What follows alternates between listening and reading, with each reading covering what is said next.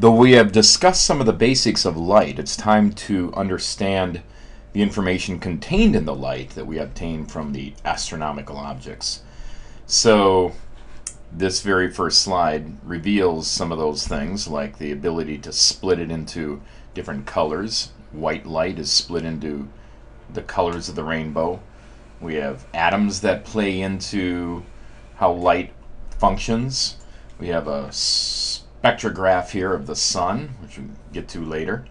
There's a lot of information in starlight. Just by analyzing it, we can get information about things such as the energy, the temperature, the size, the chemistry, how fast it's moving, the rotation period. It's amazing that we can get all this just by looking at the light.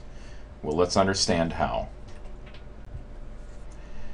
To begin with, it's important to understand the concept of blackbody radiation. Now, if you take a metal rod and turn the lights off, and it's dark, you're not going to see that rod.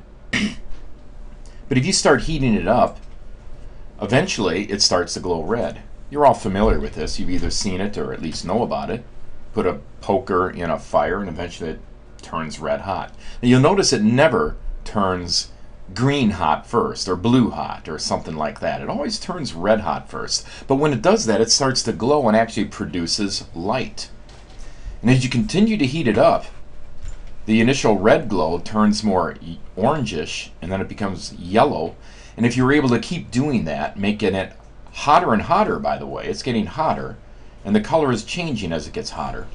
Eventually it would turn white hot and even blue hot. Probably before then, it would melt. The material would literally liquefy. Associated with these colors, we have stars of similar color here in this image. So we have different colored stars. And they're those colors for the same reason that the metal rod is turning color. A black body is an object like this metal rod that absorbs all the energy it receives and that heats it up, and there's a lot more atomic jostling around, and that jostling turns out to correspond with the emission of light, emission of photons of various wavelengths. And in fact, when it absorbs all the energy and then re-emits the energy, it emits it with a different wavelength profile. It emits all the wavelengths, but preferentially at certain wavelengths, and it turns out that that's based on its temperature. Therefore, the color of the black body as it emits the radiation will be based on how hot it is, because the temperature determines the relative intensities of the different wavelengths. So that was a big mindful right there, but we'll discuss this a little more and hopefully it'll come together for you. Bottom line is, a black body absorbs radiation, whether it's externally through a flame or it could be light, electromagnetic radiation, and then it re-emits it. So a black body is not necessarily black. In fact, it's essentially never black. It's always emitting something. Even a cold rod, turns out, will emit long wavelength, low energy photons. So something like a light bulb. It is very hot, and anything that's hot, that's solid, liquid, or dense gas, will radiate all the wavelengths, it turns out. And this can be demonstrated by the light coming into a telescope and going through a diffraction grating or prism that spreads out the light, and it will produce a continuous spectrum. The intensities of the light at the various wavelengths are based on how hot this object is. But a black body does produce all the wavelengths of light, preferentially at certain wavelengths, again, based on its temperature. So this electromagnetic radiation follows two laws of blackbody radiation, which we need to understand. So the next slide will describe that, and it's important to focus on just exactly what these relationships are. So the character of a black body in a little more detail. Again, a black body will produce, because of it being heated, a continuous spectrum. As a result of it warming up, the atoms are jostling around, and the energy transitions associated with that jostling produce wavelengths, produce photons of different wavelengths. So light is emitted from very short wavelengths to very long wavelengths based on the transition energies. Higher energies at the lower wavelengths, lower energies at the higher wavelengths. But they're all there at some proportion.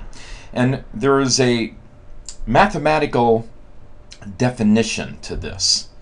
And here it is. It's basically what we call the Blackbody curve, or the Planck curve, because Planck is the guy that came up with this mathematical relationship.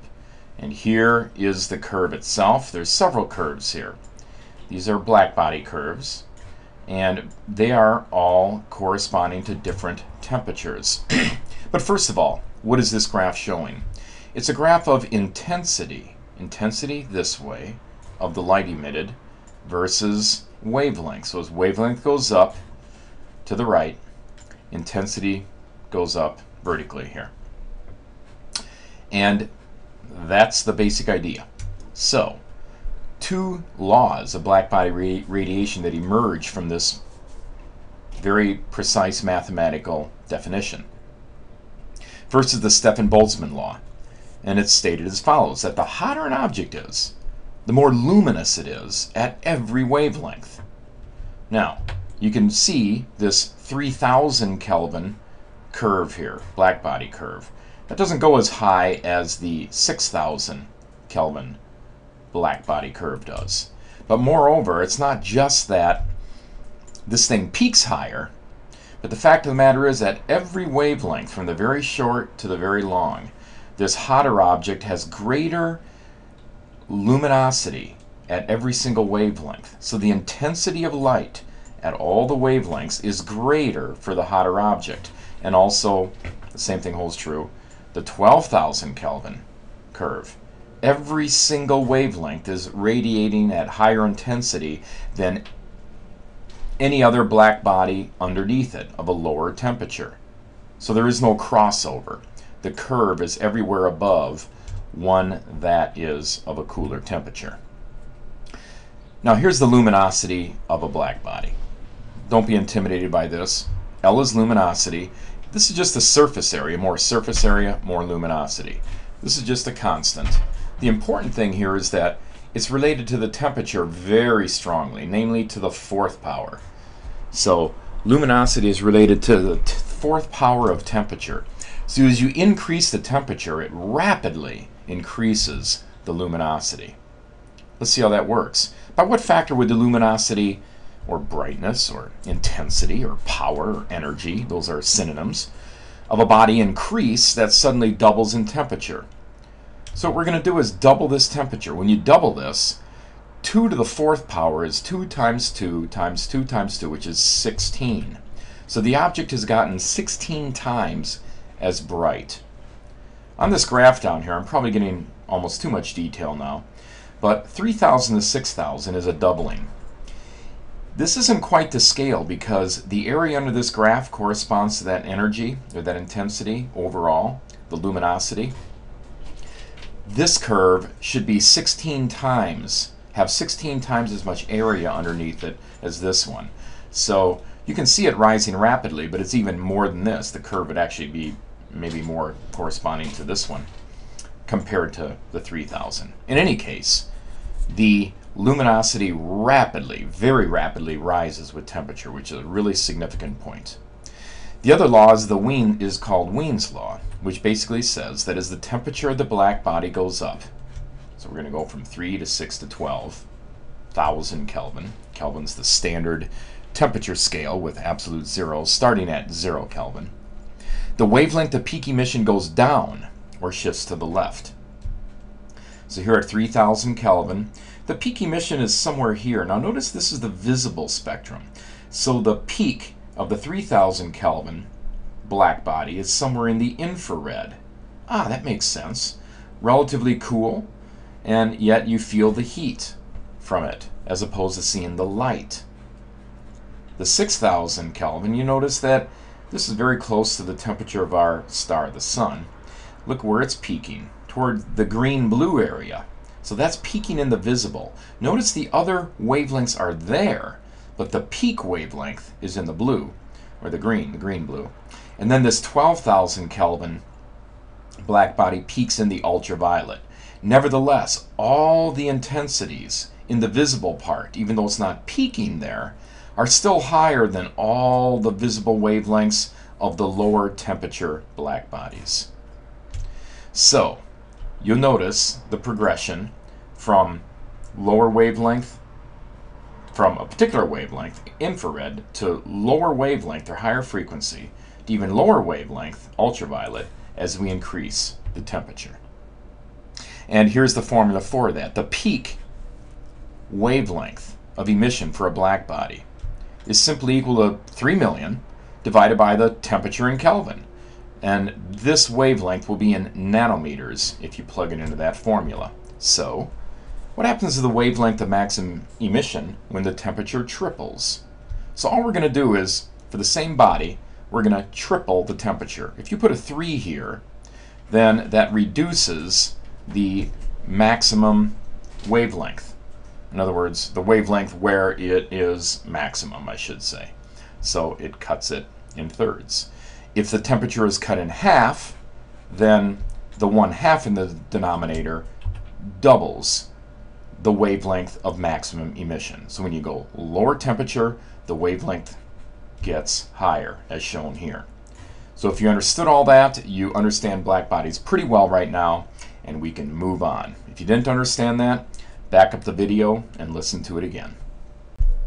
Well, now that we know a little bit about blackbody spectrums, let's consider the color of the sun. What color is the sun? Well, if you took a casual glance up into the sky, you'd probably say it's yellow. I know I would. And that's a pretty good response. Most people would see a yellow sun. Is that what it really is? Well, let's consider. Here's a blackbody spectrum for the sun. Now, in particular, the sun is 5800 Kelvin, and the dotted line represents the perfect blackbody spectrum, blackbody curve, for an object at 5800 Kelvin. Well, there's a few things that affect the color of the sun. That spectrum is hugely important, but let's consider the temperature, the atmosphere of the sun, the Earth's atmosphere, which scatters light, and the response of the eye itself. Now, the temperature, the 5800 Kelvin, again, causes the peak wavelength to be in the blue-green arena. However, the atmosphere of the sun chops out some of the wavelengths. There's absorption lines here because of all the elements in the sun, as we discussed, selectively remove certain wavelengths. And there's a lot of elements and different ionization states that cause a lot of the wavelengths to be removed from the sun. So that alters its color. In fact, tends to take some of the shorter wavelengths out preferentially.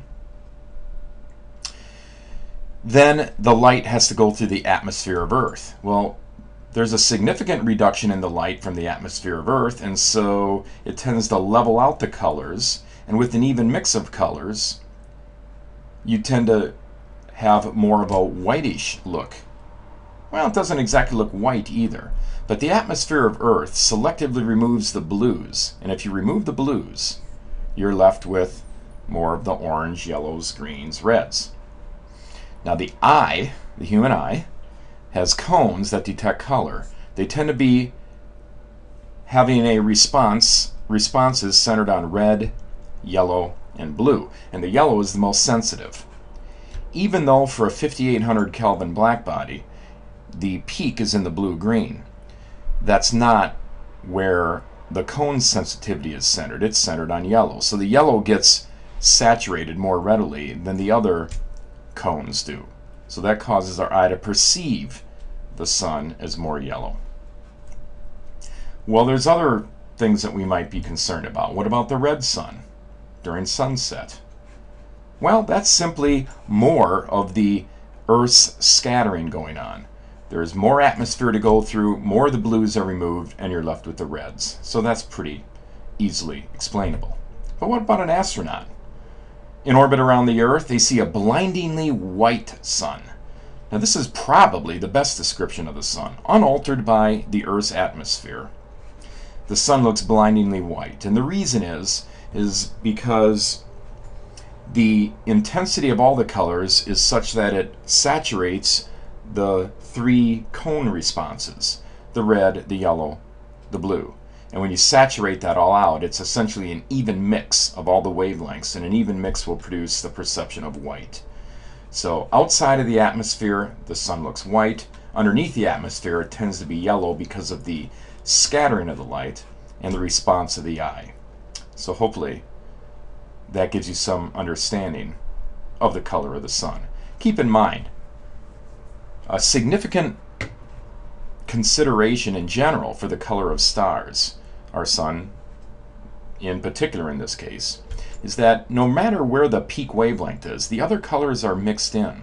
If you notice, the level of all the other colors is, even though lower with the reds, it's relatively evenly mixed, and so you're never going to get a bright blue or bright green or bright yellow object because you don't isolate that particular wavelength of emission. All the other wavelengths are in there as well, tending to make it more white.